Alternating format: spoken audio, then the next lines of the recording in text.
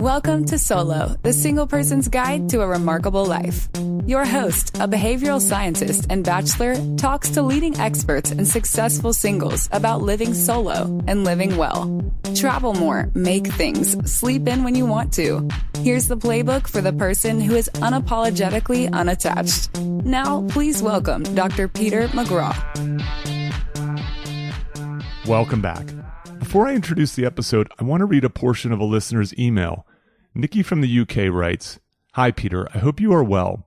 I just wanted to say how much I'm enjoying your solo podcast. I've always been single and love my solo life. As a solo and an introvert, I've basically been rehearsing for lockdown most of my life. So despite everything going on, I'm blessed to be happy and coping well. Most of my friends are in miserable relationships, and it breaks my heart. I spend my time doing what I want when I want. I cannot imagine living any other way. I count my gratitudes every day for the lovely, stress-free life I lead. Coming across your podcast really brought joy to my day as I heard yourself and others revel in the splendor of the solo life and expressing thoughts I've had for years." Thanks so much, Nikki. I'm amazed by the number of emails, calls, texts, and DMs that I received. And I just want to say thank you to all of you and to Nikki for the encouragement. Now, this is the second part of my conversation with Amy Guerin, the author of Stepping Off the Relationship Escalator, Uncommon Love and Life. We delve more deeply into solo living as an alternative to the relationship escalator, and she helps me better define what it means to be solo. I'll give you a hint. The focus is on autonomy. To be autonomous whether you are single or partnered. And be sure to check out her website, offescalator.com, where she's conducting a new survey for her next project. I hope you enjoy the episode. Let's get started.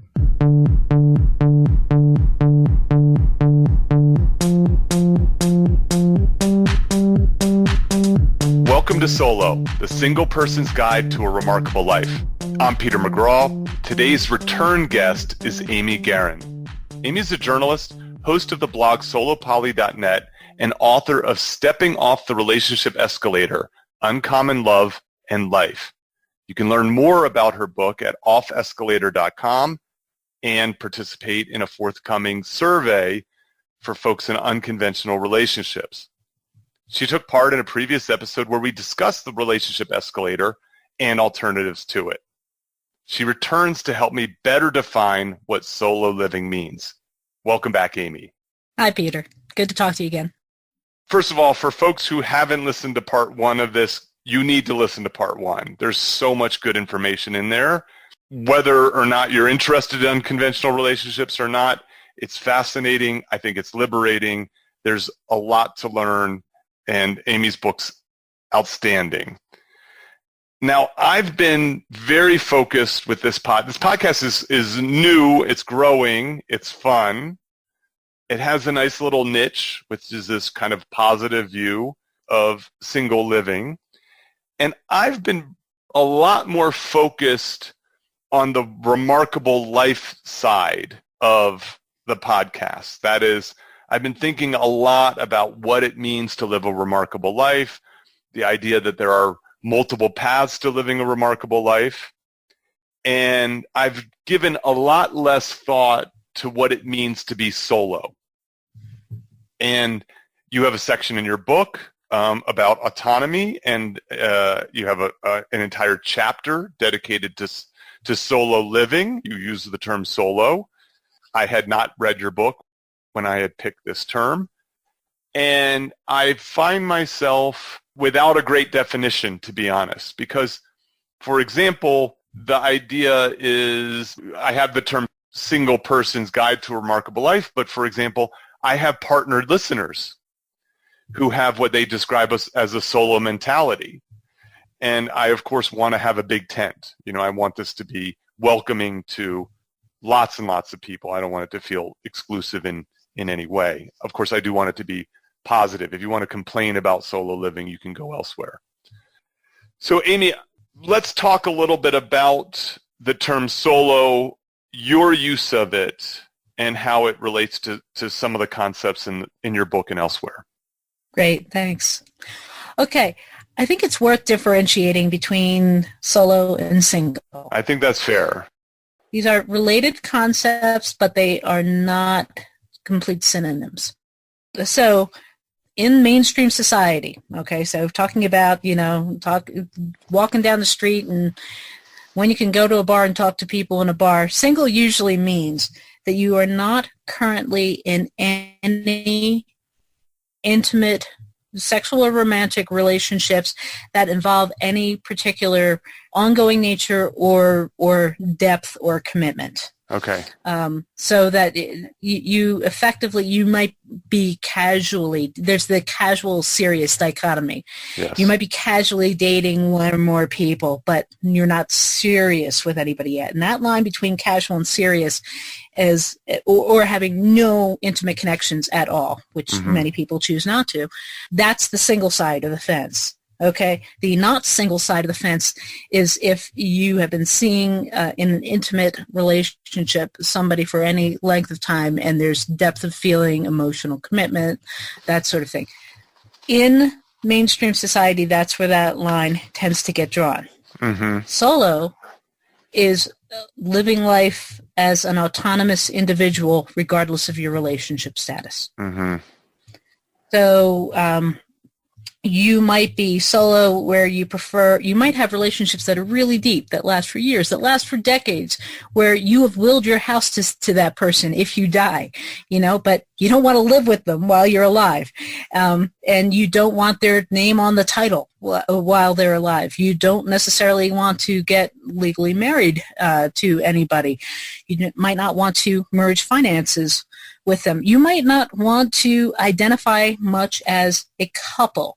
You can acknowledge you have this relationship and that this person is important to you and that they are a consideration and maybe even a priority for you, but you do not allow the considerations of that relationship to interfere with you making your own decisions about your life.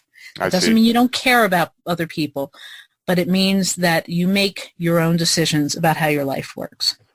Yeah, okay. So what I hear you saying is like the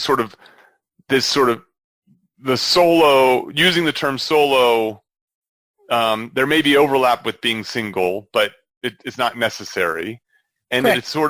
It's kind of a mindset, and then also may find its way into behaviors, right? So I think about this too. Like I have people, in part one, we talked about being interviewed.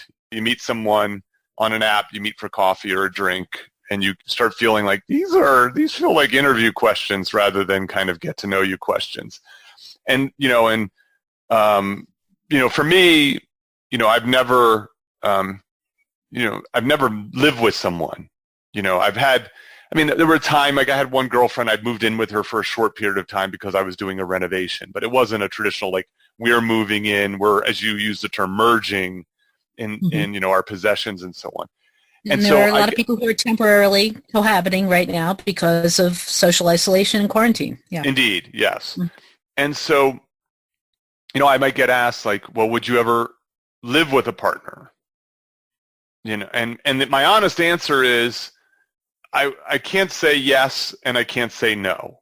I don't really have a strong desire to live with someone, but I'm not going to rule it out. But I also am not looking to do that. I'm not eager to do that in any way. And I think that's like an example of kind of my solo mentality, that even if I have someone I'm kind of very serious about, I still may not want them to live with me. Would you evaluate the importance, commitment, depth, or value of a relationship based on whether it involved cohabitation? Would I? No, I wouldn't, but I know that the world does. Right. Okay. Yeah. I don't think, I actually, I really respect when I come across people who are in relationships and they have different bedrooms or they may have different residents or whatnot. I find that exciting because I was like, wow, these are people who are doing something very clearly that works for them because they're going against the convention in such, in sort of such a striking way. I find it uplifting. Mm-hmm. But I think I understand that I'm not the norm. I think the average person might find that puzzling, even threatening, and certainly they might dismiss that relationship as not being as important or something like that. They say, you don't share a bed, you don't share a residence, how serious could they be? Yeah. Or you might be in a relationship with somebody for years and they still don't get invited to family gatherings with you, Yeah. I'll tell you how I know that I'm cut from a solo cloth. I definitely have had relationships where I've said, I'm not doing the holidays with you and your family. Like, I'm not going to do it. I don't do it with my family. I'm not going to start doing it with yours. And so, I recognize that's unusual, but like almost all of my Christmases are spent alone or maybe with one other person, for some, not in any sexual way, just like there happens to be someone I'm close with that we want to spend some time together. And so I could see how problematic that would be for an escalator style relationship. So just to recap for people who haven't listened to part one, right? So the hallmarks of an escalator relationship are monogamy, merging, so merging of possessions, finances. And identity. Thank you. We're thinking of yourselves as a couple. A sexual romantic connection, some continuity or consistency, right? So this goes on without breaks and for the long term, and some hierarchical or some important status that this is set above other relationships. Mm-hmm, mm-hmm. Yeah, it's the bundle of social norms that defines how intimate, sexually or romantic intimate relationships are supposed to work and how they are supposed to be valued and viewed in society. It's not wrong. We deal with social norms every day. Social norms are not a bad thing, but in the case of something that affects such a deep intrinsically to an individual intimate part of who you are and how you connect with people and how you experience life, it can be a bundle of norms that may or may not work with how healthy relationships might look for you. Yes, indeed. And it's the thing about it that I think is really striking is like these things are often like unstated. They're just assumed. It's just that, it's so common. It's so pervasive. It's so powerful. And privileged. Anything that is normal is intrinsically privileged because how good does abnormal sound? Yeah. Yes, exactly. And so when you step away from that, then suddenly there may be some risks associated with it. There may be some discomfort associated with it and so on. Now, what I want to do with solo, of course, is to push back against that stigma. That the idea that you're not on, whether you be single as in like you're living your casual existence or no intimate relationships at all. So that's kind of the way I have sort of thought about solo is you are not intimate or sort of casually dating and you're kind of comfortable and happy with that, whether it be for now or forever. So at some point you might want to be on the escalator. And as I like to say, more power to you. I wish you the best. What you're suggesting, which I like a lot, and which I'm so glad you introduced yourself to me, is that the mindset matters more than some, set of check boxes. And to your point is that you can have people who are partnered but have this sort of solo perspective. So you could be, what is it, partnered but living apart, or is there... Living apart together is the term that's being more commonly used right living now. Living apart together. Partners, they're also called.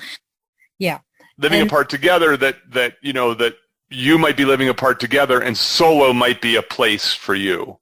A place to get information, a place to meet people, and so on. I'm talking about my podcast, not, Yeah. And I like that a lot. And so...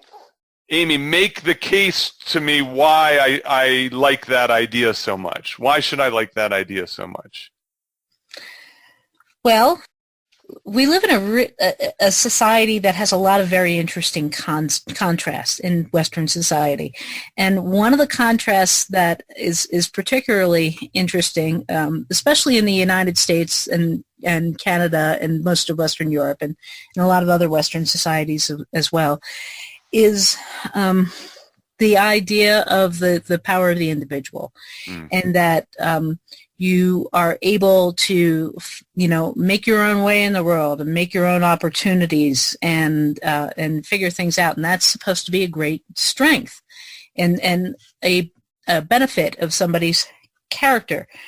Yet when it comes to relationships specifically that involve sex or romance, if you don't eventually capture all that part of your identity and constrain it within one relationship, there's something wrong with you, that you are immature, uncommitted, a dilettante, a player,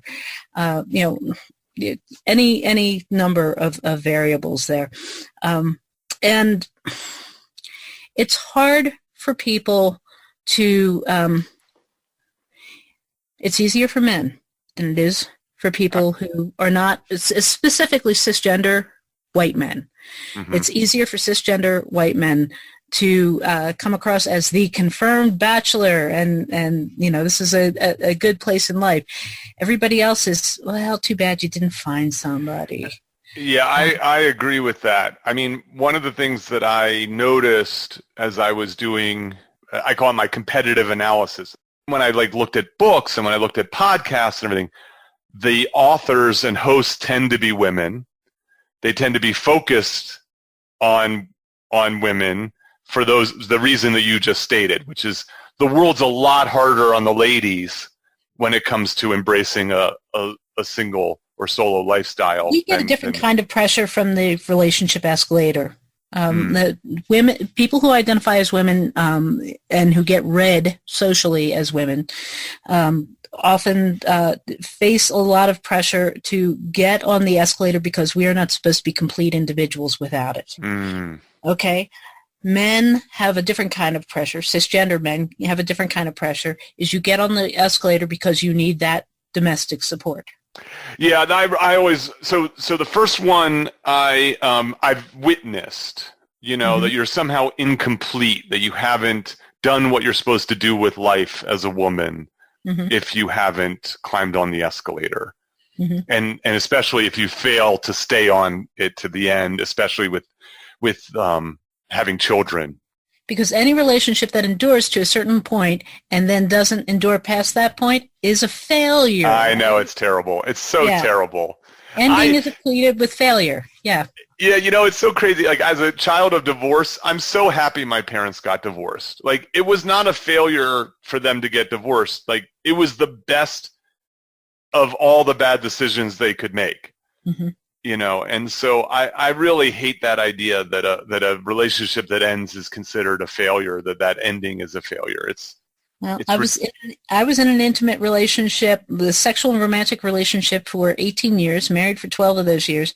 And the best part of our relationship has been the last, 10 years or so 12 years now since we got unmarried.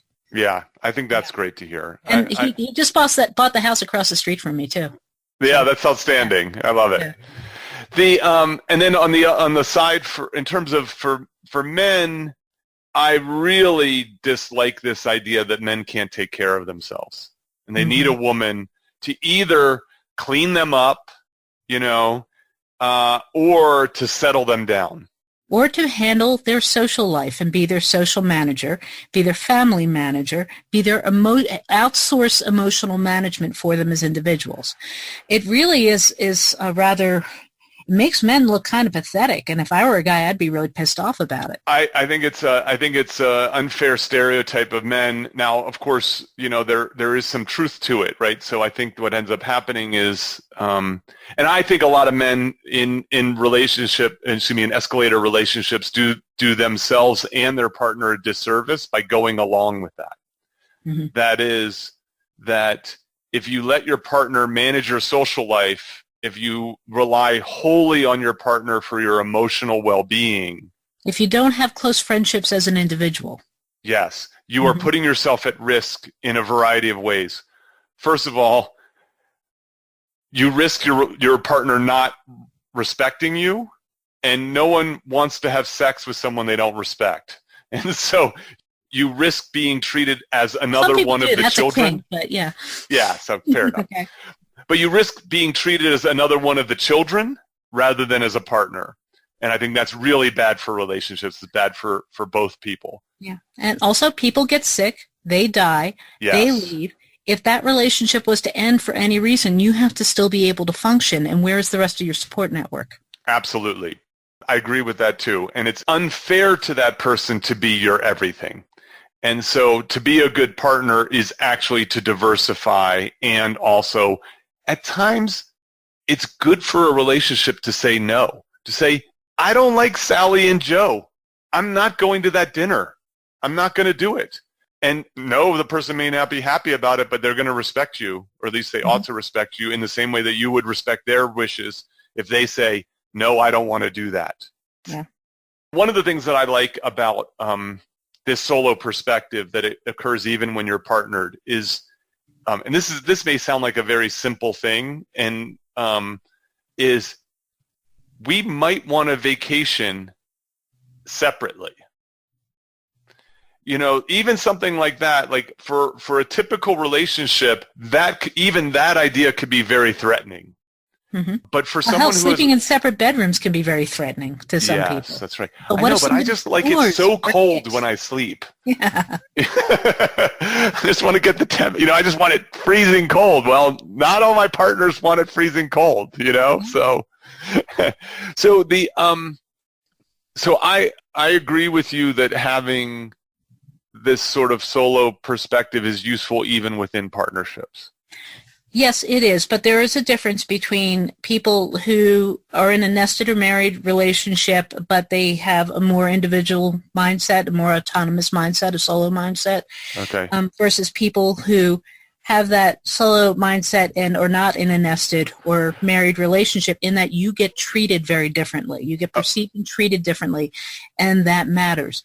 The relationship escalator and your own personal identity about where you fall in various aspects of it are only somewhat up to you and your partners. A lot of it is also how you are going to be treated in society because of how people read you. Okay, so so let's step back for a second. When you use the term nested, you're using it in a particular way, right? Cohabiting. A cohabiting and usually financially entangled relationship. Yeah. Okay, good. You build a nest together, yeah. Yeah, so if I'm hearing you correctly, what you're saying is, imagine so you've got your singles, you know, the people that I initially thought of when I launched this podcast. And then what you're introducing is, no, Pete, you have other potential listeners to this, people who may be in partnerships of some, and we can get into this, of some variety. Mm-hmm. They have a solo mindset also, which is one of some individualism, this idea of, I forget exactly the term, not merging completely, right, in this way. But if you're nested, the world says that's okay. But you're not nested, the world says that's not okay. It's kind of like, think about gender diversity. Somebody who is not cisgender, if they don't have breasts or wear prosthetics appearing to be breasts, it's a lot less likely that they will get read socially as a woman, and that's going to affect how they get treated. Yes, I see what you mean. Mm-hmm. So that means that the someone who might be partnered but they're living apart, for example, they risk the stigma. Yeah, and all that exists in a spectrum, like living apart to the people who live apart together, and don't see that as a transitional phase that eventually they're intending to overcome, but that's how it works for them. A lot of times their relationship gets denigrated as not quite as serious or committed. I see.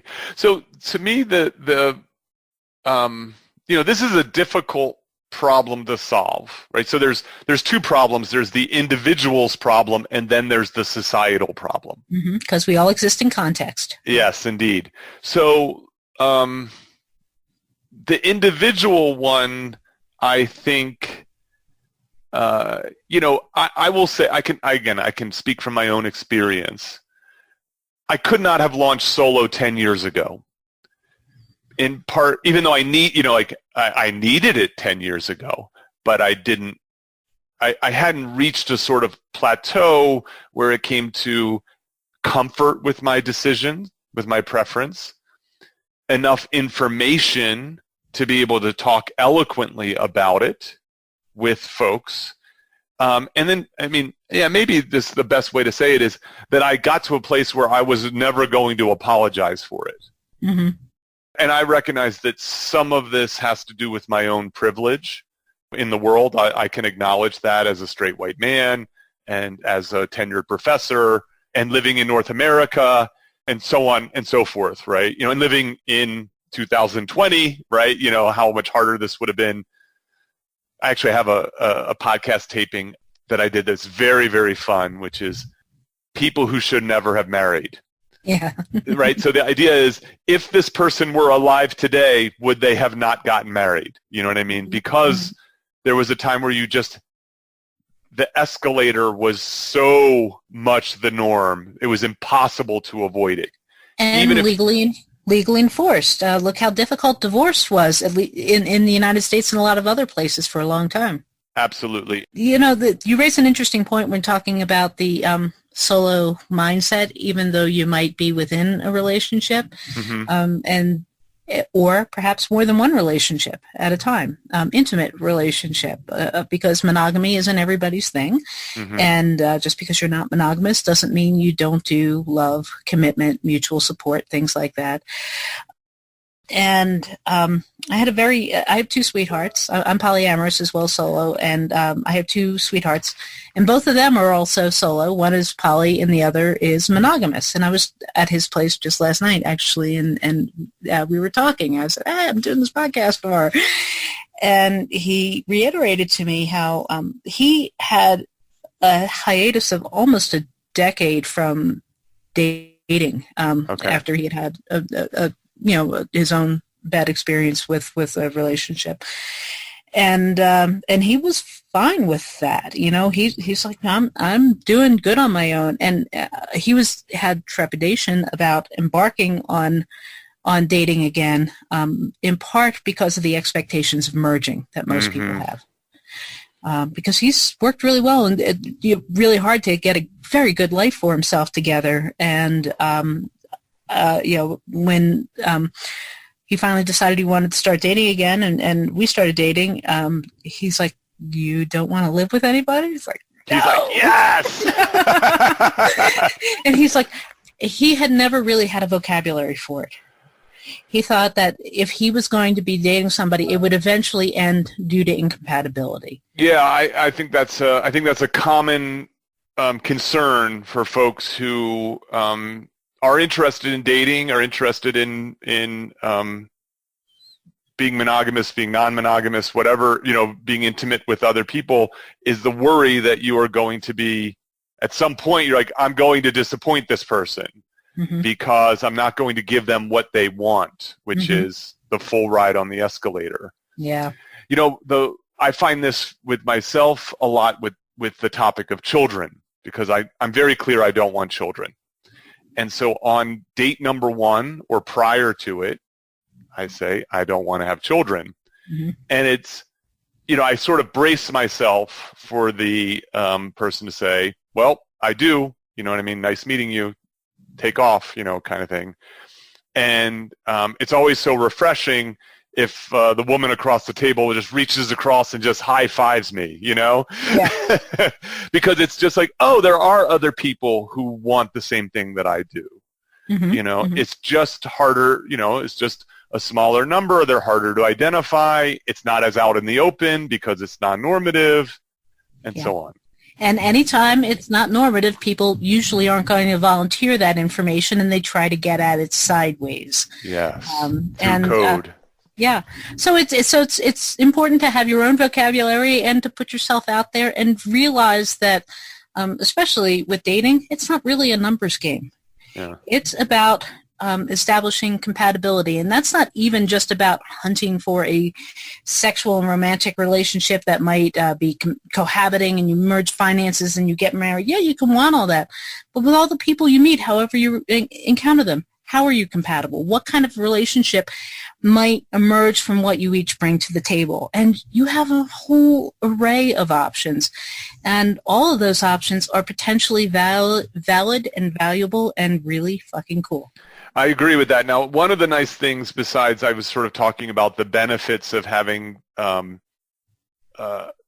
desire for an unconventional relationship, is living in present day. Not only are things more kind of progressive and open to it, but technologically it's a lot easier to do now than ever. That is, like, you have apps that, so for example, OkCupid has many more categories of how someone may identify and what it is that they want, versus like a very simple menu that you might get on Bumble or something else like that. Mm-hmm.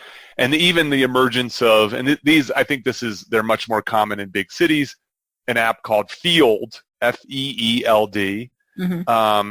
Which is very sex positive.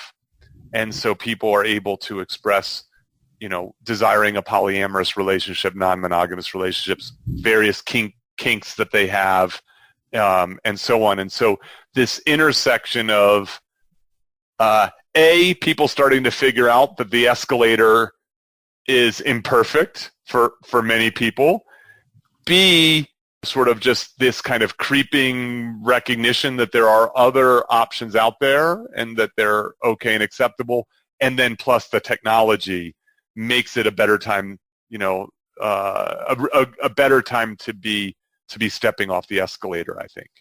Yeah, it does bring more people into your field of contact. Technology mm-hmm. does potentially increase your ability to come into contact with people.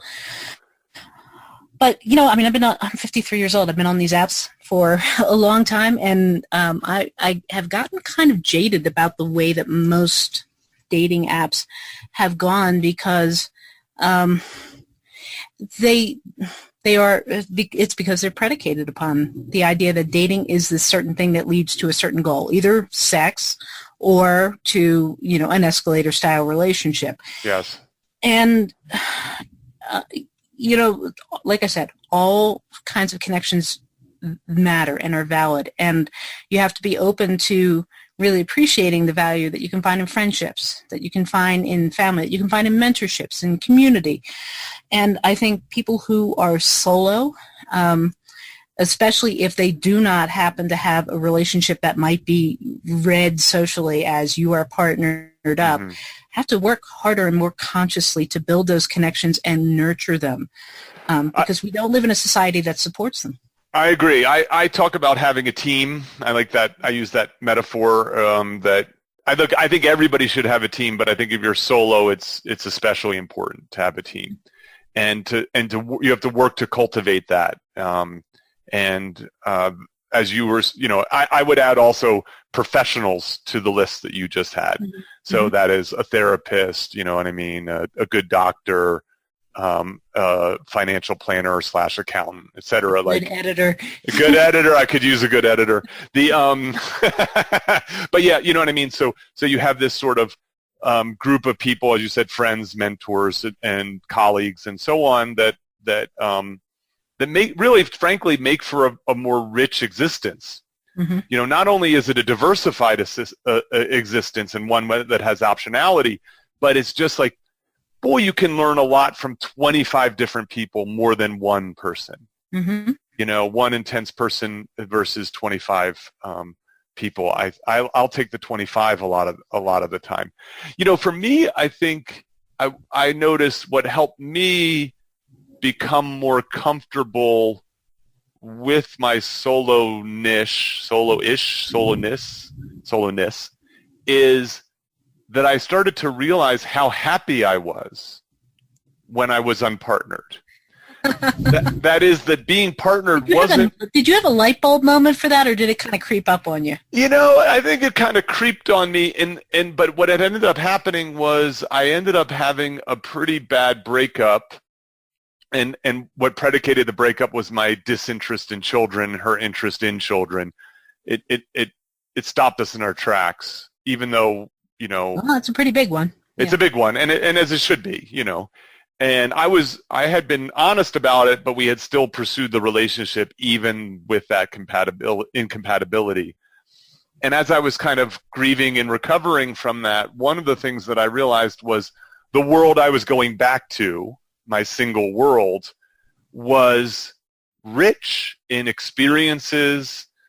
I enjoyed my day-to-day. I was healthy. I didn't need a partner to solve any major problems in my life. Like, I didn't need what I would call like a utilitarian partnership, right? Like, I could pay the bills on my own. I could do laundry. I could feed myself. I had great friendships. I had this engaging career. It wasn't, it was like, oh, I don't need this other thing. And that was really liberating to have. And so then when people were just like, well, Pete, I'm worried about you, I was like, you should not worry about me. I'm doing great. This is going to be good. Yeah. And so. Yeah. For me, I had, first of all, I'm fifth out of 6 kids, grew up in a crowded house, and then I moved from there in with my boyfriend at the time, who I later married.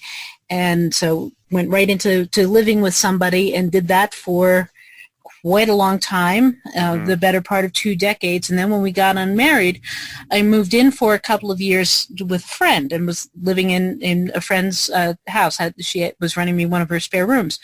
And that was really good until I could live with her great. I couldn't live with her boyfriend.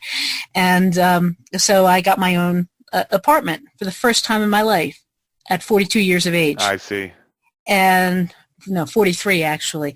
And I went in there thinking, I'm going to feel so lonely. And the second week I was there, I had made plans for every evening of the week. I was going to go out with somewhere. And one night my plans didn't fall through, and I was just sitting there bracing myself saying, this is it. This is where the loneliness is going to hit. And it didn't poured a glass of wine and sat down and started reading a book. I'm like, well, this pretty much rocks. And it's like, it hit me. It's like, I'm not going to be lonely. I can do this. Yeah, I think one of the big insights in the loneliness research, which I think is really important, is that being lonely and alone, being alone is not always a predictor of loneliness. You can be coupled and lonely. You can be lonely in a crowd. I never felt lonelier in my life than when I was trying to be monogamous, and I was married and living in a house where we just didn't live together well. Yeah. Okay, so I want to get back to you because you're such an interesting case study in solo living. So you identify as solo poly, and then you have a partner who is solo poly and monogamous. Yes, and another one who is solo and also, no, he's solo and considers himself monogamous. He has no desire to have another sexual or romantic relationship other than with me. Okay. At least right now, but he seems pretty set in that. And then my other sweetheart is poly, and he has another partner as well. Okay. So, by the way, I love the term sweetheart. I think that's really, it's great. Well, and the thing is when people say partner, they automatically assume a lot of that merging and entanglement. And it's like, yeah, no, that's not what really seems pertinent to our relationship. Well, I like the term too because like lover is not a good term. There's a boyfriend, girlfriend. There's a lot of like imperfect terms. And one thing that's nice about sweetheart is it's just so positive. Yeah, it is. It just expresses such affection. And it is gender neutral, and it works. I mean, they were wonderful guys, both of them. That's great. I think that's lovely. So I want to wrap up by revisiting a couple things from your book where you talk about solo. And I can't, these are probably your words. So these are your words. You talk about prioritizing personal autonomy. And you were saying this earlier, like how, especially in the United States, this very strong focus on the individual and independence and liberation, and it's such. It's what's that? At least for men. At least for men, and then at some point though, the world goes, no, it's time to settle down, right? There's a built-in tension there. Yes, there is a built-in tension there. Like, it's fine up into a certain point. And now I wrote this down. Now, I don't know if these are my words or your words, but prefer not to have someone's permission to make life choices and don't want to make other people's life choices. Correct. Yeah, I think that's an interesting idea, right? Like that sort of solo mentality is, I like to use the term do no harm. I think, like, to be an ethical person, like, I don't want to do harm to anyone else. But I also like the fact that I get to make my choices. And that I think that the typical escalator relationship, you give up a lot of that autonomy. Now there's someone else who's either making choices for you or has a lot of say in terms of your choices. Mm-hmm. And for instance, my poly sweetheart, the very first conversation I had with him was, wow, so you're planning to retire to Ecuador. How cool. I'm not retiring to Ecuador, but that was a great thing for us to talk about, and I know he's going to do that someday, and that's not going to be the end of my relationship with him. I'll just have somebody to visit in Ecuador. Yeah, that's right, cool. Yes. Yeah. And that's nice that you didn't immediately code that as being very threatening to your partnership. No. No, we're sticking by each other. Yeah. Yeah, and so I think that your contention that like sort of the solo mentality is independent of relationship status. I like that idea a lot, and I like that it's a bigger tent. And I like what it really gets down to is the heart of this idea, which is maintaining some autonomy provides opportunity. And then of course the logical extension of this, which is we have one life. Let's make the most of it. Let's make it the best that we can make it. And there's also the practicality. Put on your own oxygen mask first before attempting to assist others. I use that all the time. I think that if you can there's this great irony that if solo is successful as a podcast, you have this group of people who become better and better people.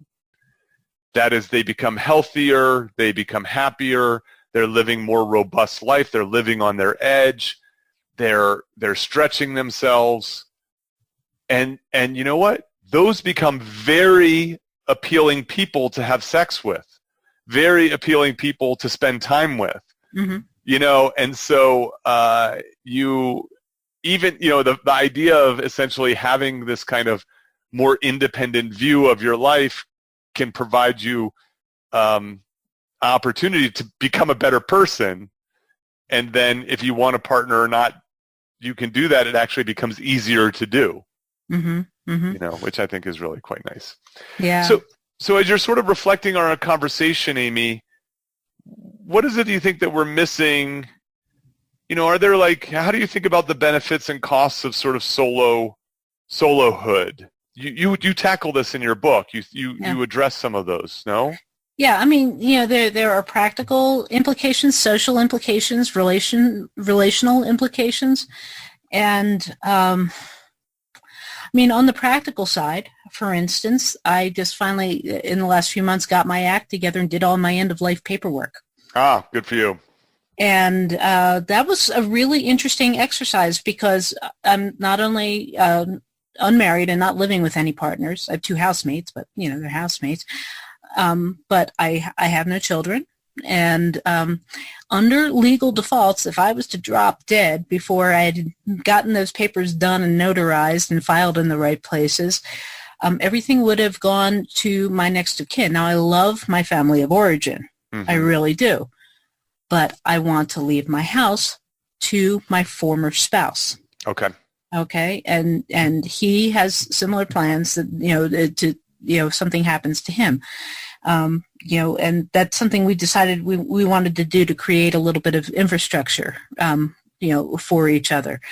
That doesn't mean we can't change our minds about that at some point. But so far, that's what we want to do. I also needed to think more specifically about who would be making medical decisions for me. Indeed, yes.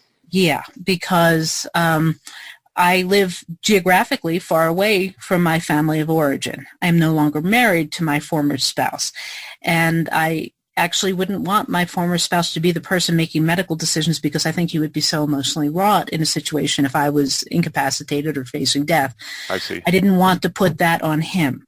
And I have one of my sisters is an RN, and one of my soul sisters, one of my dear friends here in Colorado, is extremely capable and clear-headed in any kind of crisis.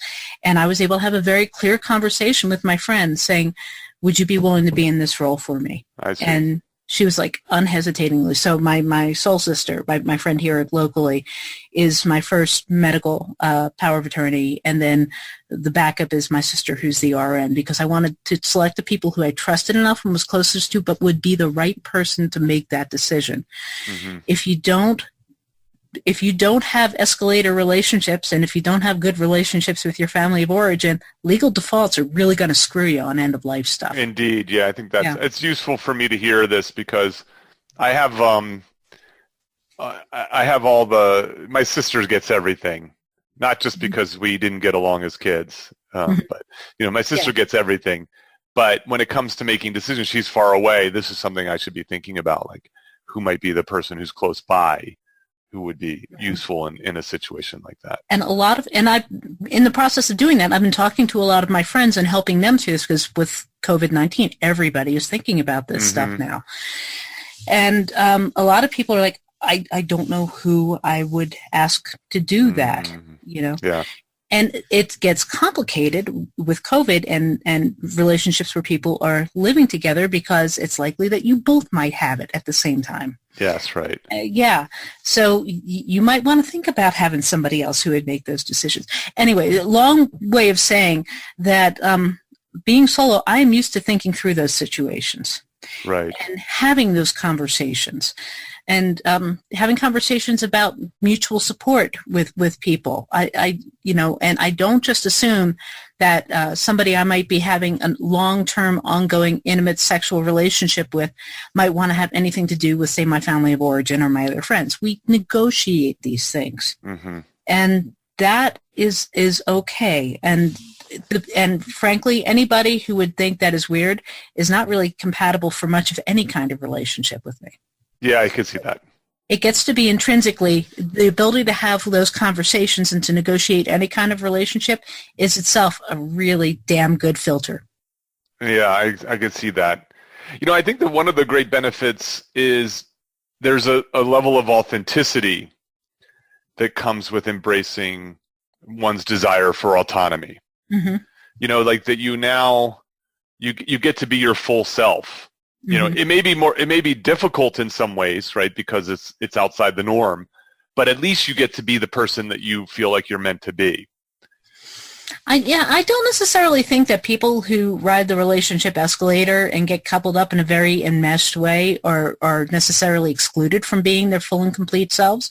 I think that's a really valid approach to life, and it works really well for people.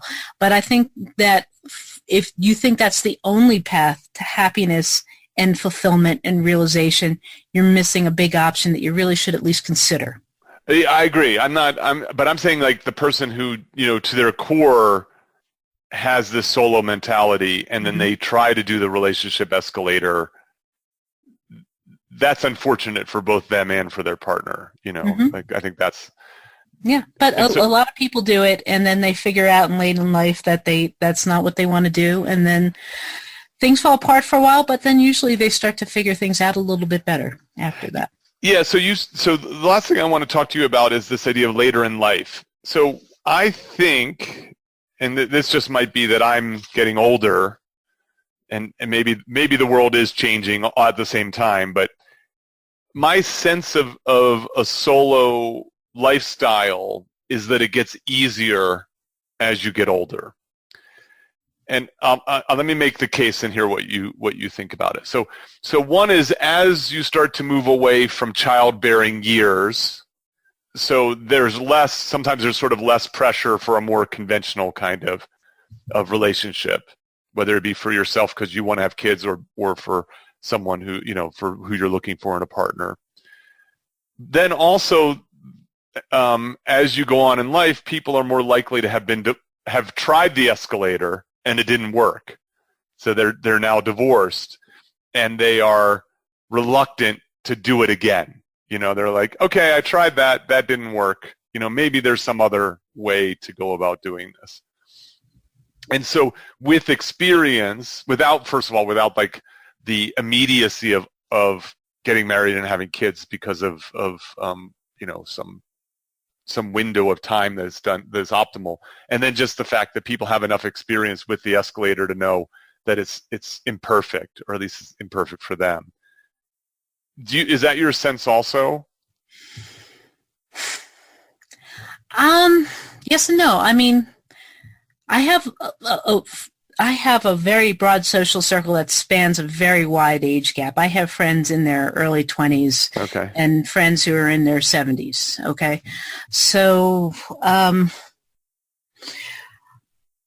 I think to some extent it depends on how vulnerable somebody feels socially or logistically. Okay. Okay, so for instance, people who may be poor, yes, people who might have a chronic illness, people who might be living in an area where the local culture is not just couple-centric, but just really punishes people for not yes, being coupled up. I think it's harder to come to that realization at any point in life because it gets so ingrained on you that being solo is simply not safe. Yeah, it's not an option. I recognize. Yeah. Marriage for so many years in history was this utilitarian thing. Mm-hmm. It served these other purposes besides, the idea of soulmates and romance and so on. It was a way to survive. Mm-hmm. And that continues today, there's all these jokes about the divorce rate going up because of the pandemic. On the other hand, because of all the economic problems, people don't get divorced. Correct. When there's recessions and so on.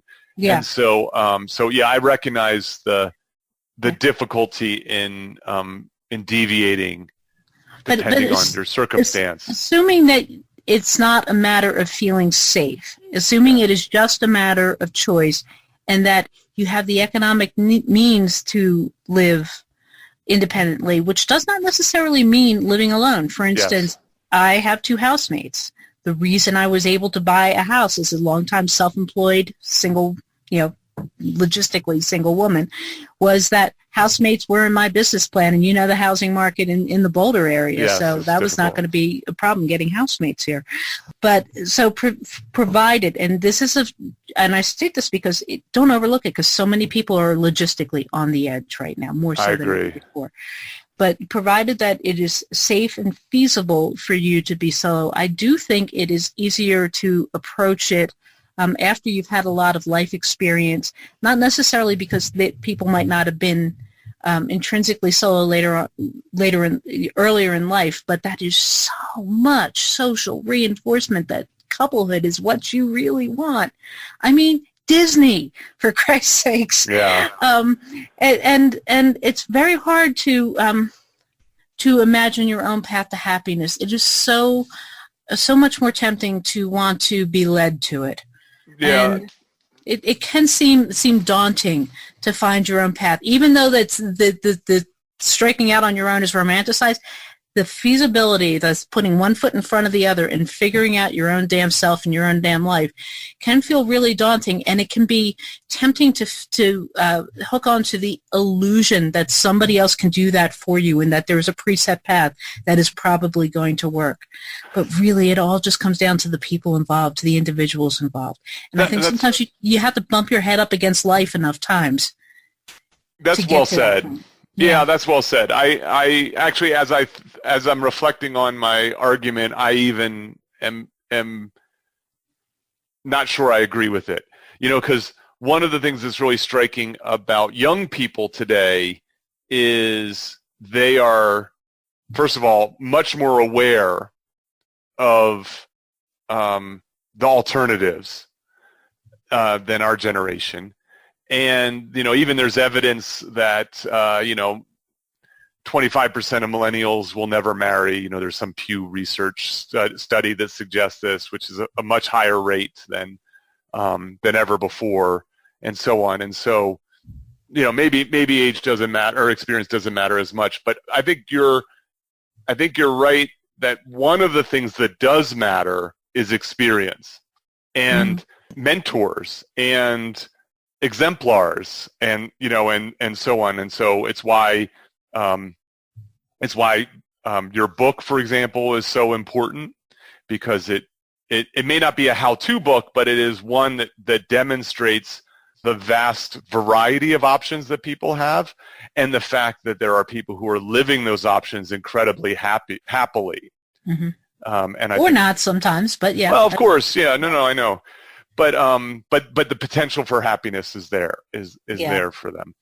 And so, my hope with this podcast is it just gets a conversation going, gets people to go, oh, wow, there are other people like me. Oh, it's okay to think this way. Oh, I can start to learn how to navigate this. Yeah, and it can make it, it also helps make the world a safer place for everyone. Because even if what you want is a very traditional life and to be very coupled up in a very merged relationship, if you want to ride the relationship escalator all the way, that's great. But you can learn how not to stigmatize people for doing other things. That's a good point. The flip side of this, for the, for the relationship escalator folks who may have stuck around to the very end. We didn't scare them off yet? It is good to remind people that, yes, this may be different, but it's not, there's no valence to it. It's not wrong. My mono sweetheart often goes with me when people get together in person there's a very good weekly polyamory meetup in the Boulder area. Okay. And it's a facilitated discussion, and then it's followed by social time at a local pub. And he likes to go to that, even though he's not poly himself. And it's not because he's dating a poly person. He's like, people talk about basic relationship stuff. They get together, and it's like, how do you resolve disagreements, and how do you talk about boundaries, and he's like, people just don't do this, and I'm like, rock on, dude. Yeah, I think it's great. I think one of the things that is I find so exciting about solo living, about consensual non-monogamy, about polyamory is the need for honesty. And how important it is to be able to communicate. Yeah, and negotiate. And negotiate. And I think that that's really refreshing. It's something that escalator relationships don't always do. And I think that you can live your best life when you can approach it from a place of authenticity, honesty, and be willing to ask for what you want.